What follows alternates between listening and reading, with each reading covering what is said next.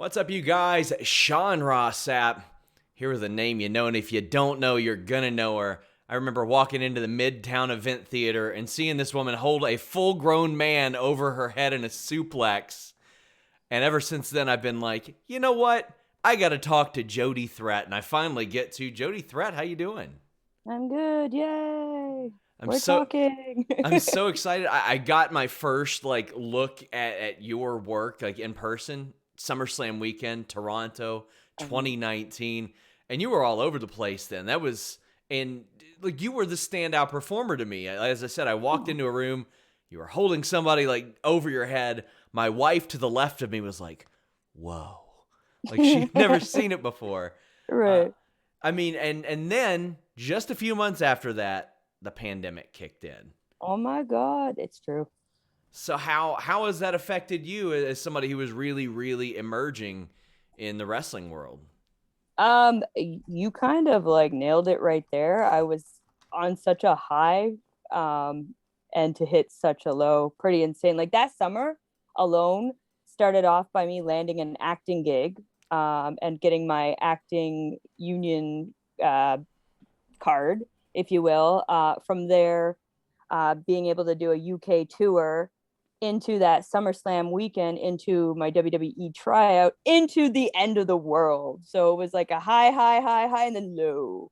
So I Yeah. mean, that weekend, obviously an important one because at that point you know there are people watching. I mean, Chris Harrington of AEW sitting front row for most of those shows. You've got WWE scouts popping in and out all the time.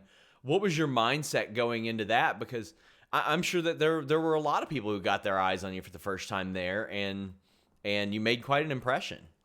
Well, that makes me happy. Well, I'm pretty new to the business, and then I was even more new. So really, it was just making sure that I put my best foot forward and put out what it was that I could do. And it kind of makes me really happy to hear that, I made an impression on you. But yeah, so going in was I got to give it my all. But interesting fact, while those shows were going on in the evening during the day was when that WWE tryout was happening. So there was a lot going on my mind. So they had contacted you well ahead of time, I'm sure. They had eyes on you long No, before this. we got contacted like 4 weeks in advance. Nice. No So time to prepare. how did that work out? What was the process like? Because some people, for example, I've asked Matt Riddle about it. He's like, man, I blew through that thing. There are other people that are like, it was pretty tough. And then other people were like, well, I was physically prepared, but maybe not physically prepared for what they had. Right. Well, I was a part of the Canadian tryout, so it's kind of hard to compare that to what happens down in Orlando because they have, a few rings set up, whereas we were in like a very discreet location with one ring. They did put us through some vigorous conditioning tests and drills, which, like I said, I came off a pretty hot summer, so I was pretty prepared for all of that. I think a lot of it was mental, though, knowing that in the evening I had accepted all these like really bomb bookings for SummerSlam weekend, thinking that that was where I was going to make my name, and then to be going into tryouts during the day. Yeah, my mind was kind of all over the place, but I would say physically I felt like my fitness level was there for sure. Um, So, I mean, I didn't, obviously I didn't know at the time that you had that tryout. And I mean, your performance, it was more than up to par. It made, like I said, it made quite the impression. And I mean, that was the first time I got to look at the skateboard and all that. Like you're carrying it around, as you're leaving the venue, even how early did you know that you wanted to integrate that into what you did in the ring? I did not want to integrate it into the Really? ring. Actually, it was such a sacred part of my life before wrestling that I was very against the idea of bringing it in. And it was actually one of my first trainers, Ashley Six, who was like, "Jody, don't be an idiot. This is a very easy thing to go off of." So based on me trusting him, I kind of went with it. Definitely still don't want it as my gimmick. I've actually been trying to like move. It's hard to say I want to move away with it, Yeah. whereas I've not wrestled very much in the last like year with the end of the world and everything. But my goal is to transition a little more away from that. Like, sure, there can be elements of it, but Yeah. I don't want the focus to be my skateboard anymore. Like I said, different era of my life, which I cherish. And I don't know, I like to keep it separate. There's nothing wrong with that. I mean, for you to have like a, another significant athletic love like that and not wanting to sort of, I don't want to say muddy the waters, but integrate that. But what made you give in? Like at what point did they convince you? Man, it just, I was coming up onto doing some student shows, and I just, I was kind of at a loss for like what kind of character I wanted. And the ideas that I had pitched, which I won't get into because they're kind of embarrassing.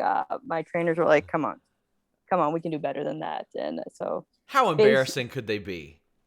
I'm not getting into them. One Aw. was like a GI Barbie kind of gimmick. I know, which is like, I'm glad I didn't go there because I feel like I would have been so awkward in that. Because thinking about it, I feel like I would have had to gone with maybe attire that was a little less, inducive to athletic endeavors, if you will. Hear me And out. It's not that bad because WWE pitched that to Victoria one time. But she told me, she was like, before the hair versus hair match with Molly Holly, they tried to yeah. get her to shave her head to do that gimmick. Oh, interesting. That's kind of cool. So, That's I kind of mean, cool. if you would have I mean, pitched they that at the could have WWE tryout, they'd have been like, let's get this girl over here I would right have bought now. it. Dang. I dropped the ball there. Shoot. Yeah. So, what kind of feedback did you get from WWE when you had that tryout? They said, keep at it. There's potential there. Keep at it. Like I said, at that point, I think I was like a year and a half into actually wrestling, so very new. Mind-boggling. I'm still very new. So yeah, just the typical get those reps in, kid. That's mind-boggling that you're that far along, that you were that far along that early in your career. That speaks really highly to your athletic ability and your trainers. Yes, I'm very lucky that I had good trainers, and I was really polished by Josh Alexander, who's killing it in Impact right now. Without those people and some other mentors that I have in my corner, I don't know where I would be. Like, sure, I came from like a very athletic background. It wasn't just skateboarding. Like, I played varsity rugby and every sport under the sun growing up. But to be able to transition that into like an entertaining sort of situation, like I definitely would not have been able to do it without those people. Funny you mentioned Josh Alexander. I remembered having a conversation with Ethan Page, and we were talking about people that could pop up in Impact. And he had said, really hoping Jody Threat can pop up in Impact. But that was, of course, right before the world went to hell. Right. And like, as I was thinking about that, it's like, okay, I saw her and you had that tryout in the summer before all this. Mm-hmm. It's been 14 months as we're filming this since that has happened. And Sickening. things have started to get a little more normal, not where you're at, unfortunately. Yeah. But have you started to like see the opportunities coming back, or are things like still at a complete standstill? We are in such an awful position here, specifically in Ontario. I'm from Toronto. During the summer into the fall, we had some room for outdoor shows or private filmings where we did not have any audience, and that was completely snatched away from us come, I think it was like the beginning of December, the end of November, and we have been nowhere near that.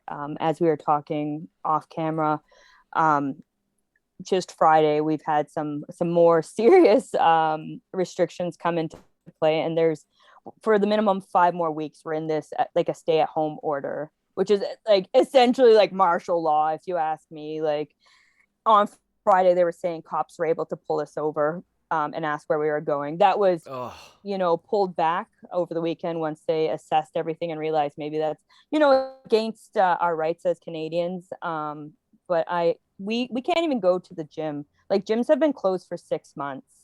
I haven't like touched a ring. I managed to sneak away to America and wrestle for Beyond back in February. Yeah. That was like the first time I touched a ring in 3 months, and I haven't touched a ring since then. It is literally illegal. Because I remembered that obviously you came to the collective and did some stuff there. And I was like, oh, Yes. sweet. She's getting back at it, which I mean, that was the case for so many people. I was like, not just her. Tons of people are getting back at it. But Yeah. unfortunately, you were out of the ring for several months after that, I would imagine. Yeah. So that was probably one of the last times I had touched the ring. I think I did like one of those recordings without an audience, maybe a month after that, into not touching a ring again, not even to train. Man, so during this period, have you had any like contact with promotions? Because obviously you're a top prospect out there. You're not like, nobody can say, oh, she's overexposed, she's this, she's that. She doesn't like belong to a promotion. They can't identify you, and homegrown talent is very important. Um, it- After my experience at the collective, I had a bunch of like American promoters reach out to me thinking that I was able to still cross the border, not realizing that it's a whole fiasco. I like have to fly into the country. When I come home, I have to like quarantine, full out quarantine, where I can't even walk my dog off my property for 14 full days. I have to have food and everything else delivered to my door, cannot see another soul for 14 days. So yeah, I had a bunch of people reach out after that. And then when my stuff played from Beyond from February, again, a whole slew, some really cool opportunities, like really cool opportunities where like I was next near in tears when I had to tell them, I'm sorry, our restrictions actually got even worse. Because at that point in February, if you fly back home, not only do you have to quarantine for 14 days, you actually have to pay to go to a guarded hotel. You have to pay minimum like $2,000 and be there for a minimum of 3 days, and you're guarded. Like you're not allowed to leave. They apparently provide you these nasty sandwiches for your meals. Oh, Yeah. So yeah, yeah. Ontario was like the promised land for me. Like when being a Kentuckian, like my wife and I go there every year, and it's like, oh man, we love it so much. It's beautiful. The people are great there. And then I'm hearing all this stuff from like you and my boss, and I'm like, it kind of sucks right now. Right now, it sucks. Yeah, right now, and it has for a while. Yes. So I saw you put on Twitter, like, hey, anybody want to take us in for 6 months? Like, was that being dramatic in the moment, or were you just like, hell, let me work myself into a shoot here? I am looking to spend, so I can legally go to America and stay without any sort of visas. Now I cannot work, but I can be there for 6 months. I've already spent probably 2 months this year when I went in February. So 5.5 months. If I can find someone to house me, because remember, I can't work on, the radar of the government. Mm-hmm. Who will sponsor me a spot to live with my dog, because I cannot leave my dog behind for 5 months. Of course. Dodger is my ride or die. I would 100% put my shoot job on hold and skip out and come to America. This is like what I'm actively talking to friends out there to see what's available, to see what area would actually probably be best for me to do that. Because again, I have to fly in to the country, which means I will be without vehicle. I can't drive my car across the border. So I want to make sure that I'm super accessible wherever I land, and I want to be near like a reputable school so I can get that rust off and around those promotions. So obviously, the ideal situation would be like if a company came along and said, hey, we're going to get this visa shit sorted out. Oh, We're going to sign you up, all that the stuff. dream. Oh, yes. I mean, they're not putting them on the spot, but I mean, I get the feeling Scott D'Amore understands the issues going on here. Anthem is based out of Ontario as well. Have you ever had any conversations with them? We had mentioned Josh Alexander and Ethan Page really putting you over a lot. Yeah, well, Scott knows who I am. He knows that I am interested in Impact. Yeah, like I said, if I were ever given the opportunity, I would jump at it 100%. It's more the balls in their court. Like I said, they know my interest. Anywhere, AEW, Ring of Honor, WWE, any place that could provide me with a visa so I could support myself, because it's such a scary thought going into a country where I can't support myself. Yeah, would definitely jump at the opportunity for that platform. And I remember when you put that tweet out, I think it was Shaza that was like, Damn, me realizing that that Canadians can spend 6 months there. She's in the same boat. She was over here for a big tour that was likely going to do really, really big things for her, and she had to fly back. I know. I think we're going to see a really big influx of international talent as soon as things clear up. Like, I mean, between you two, Killer Kelly, I know, has faced a lot of those same things as well.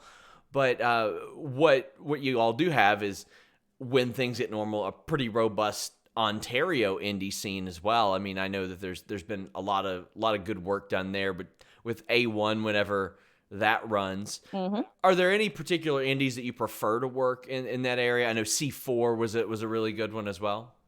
Yeah, some of my favorite promotions. Alpha One is my home, my Ontario home. Ethan Page, literally, saw something in me and gave me some really neat opportunities before anyone. I like Destiny as well. The Man Lucha and definitely C4 are some of my favorite Ontario. There's other ones like Barrie Wrestling will always be in my heart. They gave me my first belt. Like, Ontario is such a great place. When the world is not, in the current state. Yeah, of course. It is such a neat place to be a young wrestler, just because there are, number one, so many wrestlers, and number two, so many promotions, so many opportunities. Like, if I didn't want to, I could spend the whole year working 2-3 shows a weekend and just, be in Ontario. And that's how I spent probably the first 6 months of my career, was catching my reps in specifically Ontario before I spread my wings a little. So you've also spread your wings in intergender wrestling. I mean, the style of intergender wrestling that you do is a lot different than a lot of other people, because there aren't a lot of women out there hitting F5s on their male counterparts.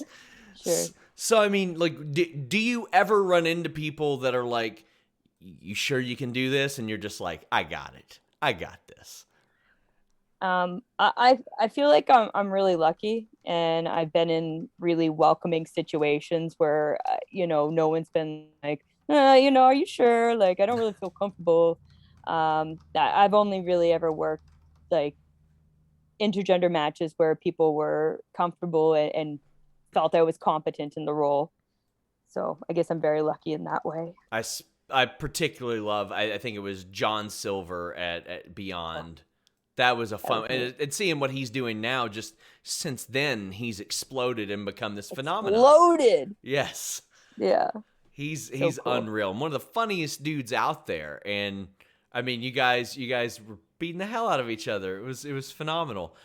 He kicked me so hard in my damn throat I couldn't talk for like literally 2 weeks. Really? Yeah, it was nuts. Oh, fantastic. So I also remember you getting pile driven by Nick Gage. Oh yeah. Yeah, my neck was kinked for a week after that. I had to go see my chiropractor. Really? So have you avoided like major injuries so far throughout your career? Knockwood, yes. The worst thing that's ever happened was I took a bad dive out of the ring. My knee pad actually caught the second rope. Vanessa Craven actually saved my life. I was, instead of going into her arms, I was heading down and she caught my head, or instead of my knee, that would have been my head. But I was told that the echo my knee made off of that marble floor was nuts. And my knee was screwed up for like 3 months after that. But besides that, I'm very lucky, nothing too serious. I think like the craziest thing that put me out for a while was I sliced my finger on a stupid tin can. And it sliced the tendon of my middle finger. And I need that on my dominant hand. And I had stitches and I had to do like physio, and I was out for like 2 months. Like, even with my bad knee from that spill, I was still working, but with my stupid finger, I had to like take the time off. So, and I mean, with your style, I mean, it's pretty fortunate too, because I mean, you have a very, very physical style, a high risk style as well. Well, you have to understand, I come from rugby and skateboarding. That's a good point. That's a fair point. This is, So I mean, like that probably, so that effectively prepared you for it, more than bumps and bruises, obviously, but bumps and bruises to some are just like second nature, kind of. Yeah, no, absolutely. So another thing that I had really always loved, you and Allie Kat working together, whether it be against each other or together. But I miss my friend. You're making me sad. I miss her so much. and I mean, you all had a good team going, the Punk Rock Pussycats, and of course, Yes. depending on where you're at, you're either wrestling each other or wrestling with each other. But I mean, the women's tag team scene in that period that we mentioned has exploded between the AEW women's tournament and Impact Wrestling bringing back their stuff. Is that something that you're looking to get back into? Have you all even talked about that and said, oh, maybe this is something we can achieve together? We don't talk about tagging right now because it is too much of a soft spot. Oh, Truly, we like personally, and I know we really do like working together. mm-hmm. We didn't work together for very long, but the stuff that we did do was awesome. And with C4, they held like a this neat little tournament, tag team tournament, and we ended up winning it like literally just before the end of the world.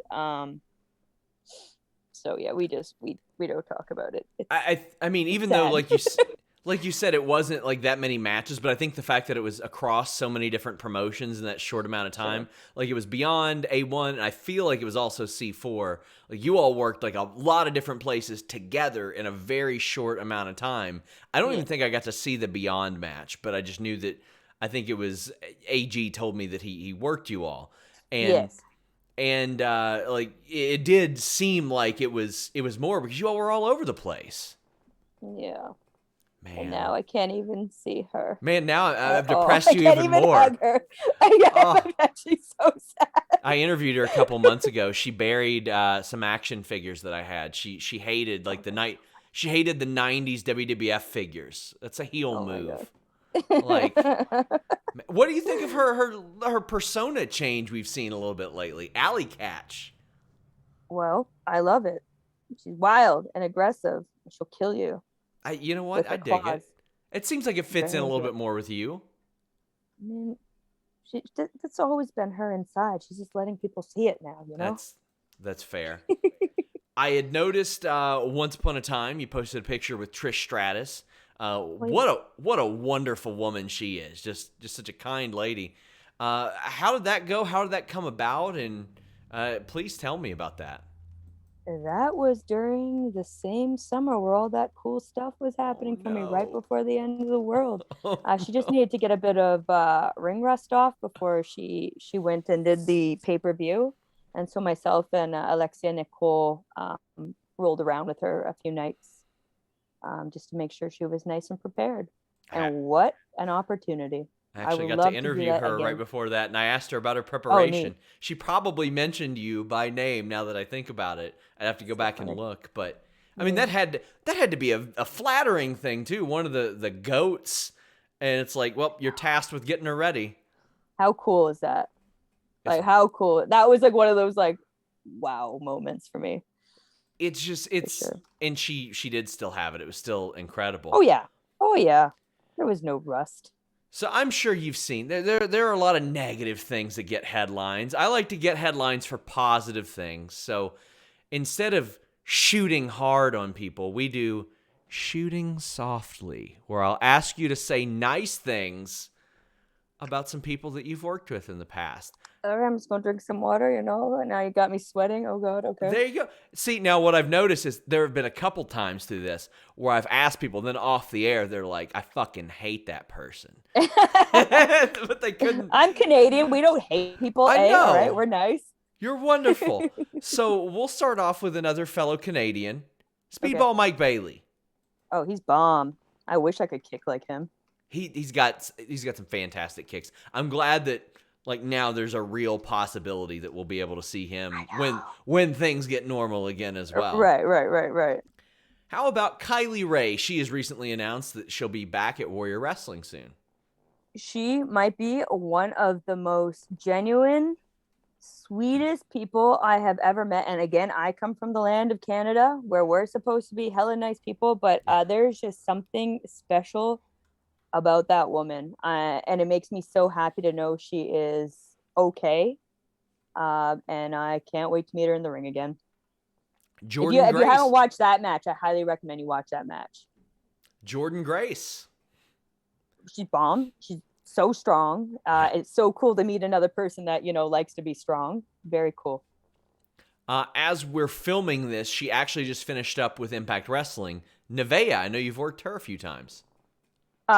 Honestly, I was so lucky. So, Smash Wrestling? You must know Smash Wrestling. Of course. I interviewed Sebastian when I was in Toronto. Oh, that's so funny. Yeah, I guess because they helped host a bunch of those shows. Mm-hmm. Well, they did a women's tournament, Canusa. And again, very, very new. And Nevaeh agreed to work me for that tournament. So she was one of the first females with years of experience that, got to give me some lessons in the ring, if you will. That's fantastic. So So much respect for her, and she deserves everything. Lufisto. Oh, another one. And again, I have to thank Smash Wrestling. Allowed me to work her very, very young in my career. And she, again, was maybe one of the first women to really lead me in a match. Because before that, I was often doing the intergender matches because there weren't a lot of women with experience in Ontario. And so she was one of the first women to lead me in a match. And so, again, a special spot in my heart. And really, she opened the floodgates for intergender wrestling here in Canada. So kudos to her and deserves more respect. We mentioned Speedball Mike Bailey earlier. Somebody kind of connected to him. Special place in his heart. Veda Scott, you've worked her a bunch of times. She was probably one of my first storylines. Yeah. So again, very cool. I've also been able to work against him and her with Allie Kat. And that was a really fun match too. And as we wrap up this segment, Solo Darling. My girl. We connect on a different level. We have a lot of interesting conversations whenever we get the opportunity to spend some time together behind the merch table. She's another one that it's just like, man, she's got such a TV look. Like, you look at her and you're like, man, she's a star. Like, she gets it. Yeah. She definitely sparkles. So tell the people where they can follow you, where they can support you, all this good stuff. Absolutely. Instagram, Twitter, at Jody Threat, Jody Threat. Guys, check her out. She's fantastic in the ring. There's plenty of source material for you guys to check out as well. Jody Threat, I want to thank you so much for taking the time. No, thank you. Until next time, guys, we're out.